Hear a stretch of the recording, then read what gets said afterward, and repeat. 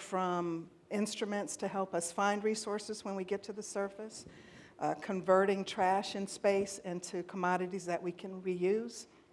So that's what I'm trying to help guide here at the center, our participation in exploration, whether it's on the ground or whether it's in space, to the moon and beyond. Wow, that's pretty cool. Very cool.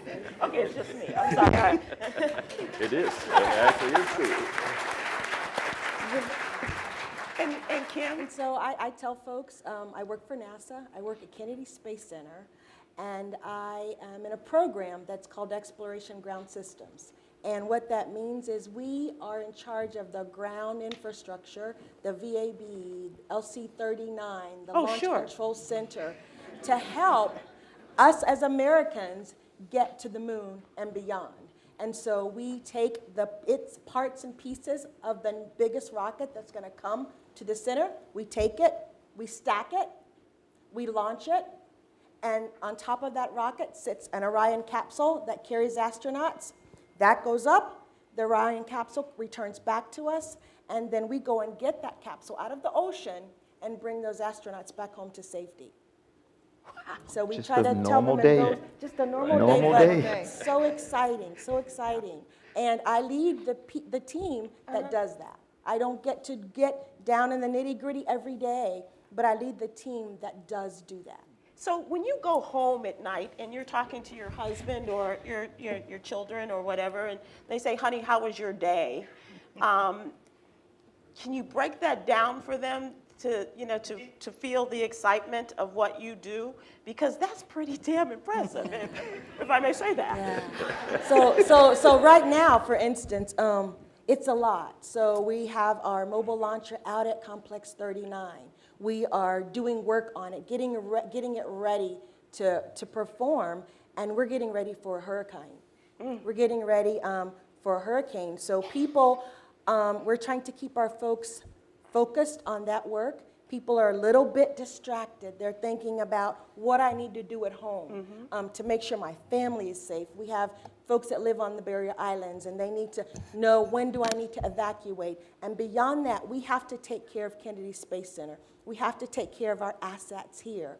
And so what we're doing today, what we talked about today, what I talk about at home to my husband is, we spent today listening to the facts, understanding what it means, what risk we're going to take, when are we going to make the call to protect that mobile launcher, move it to safety so that when this hurricane's gone, we can continue our mission.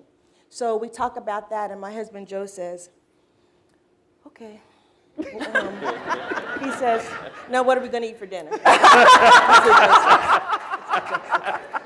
All right, so let's if we can get to some closing statements, because we are running out of time, and there's some folks that really want to take some pictures with you guys.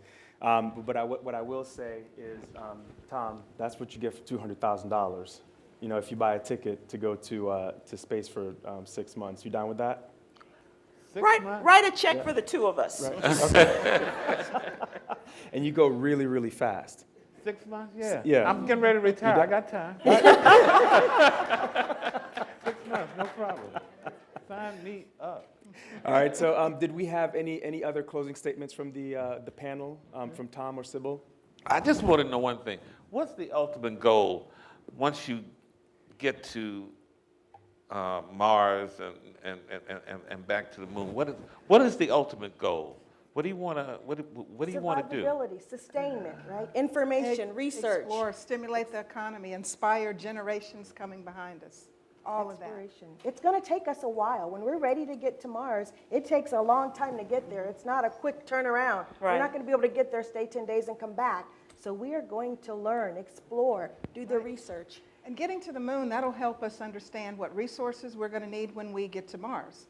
So we'll be able to do that research, we'll do development. Everything that you saw in The Martian, as much as I love that movie, we don't want that to happen. So we're preparing now to make sure that when we get to Mars, we can eat, we can have a nice bed to sleep in, shelter, all of that. That's what we're going to do when we get to the moon. We're going to make sure we know what we need for Mars. And Barbara said she'll be on the first flight. All right, so ladies and gentlemen, let's please give our panel and Tom and Sybil a big round of applause. Thank you.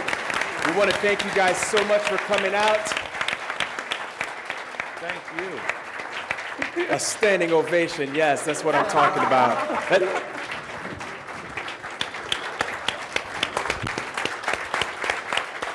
What I also want to do is take the opportunity to recognize Omega Sci-Fi as well. These guys are standing in front of here. So, yeah, there you go.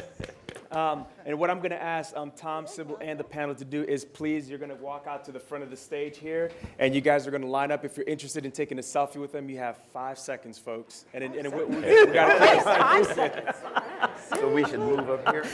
And as a reminder, the Tom Joyner family reunion is this weekend as well. So if you guys want to meet them, talk to them, take some more pictures, don't jump. Don't jump down. Yeah. No, we're going to walk down. Okay, got it. Down. We're gonna go down. So if you're interested, ladies and gentlemen, please make your way to the Tom Joyner family reunion this weekend at the Gaylord Palms, and you can get to know them just a little bit more. Thank you again.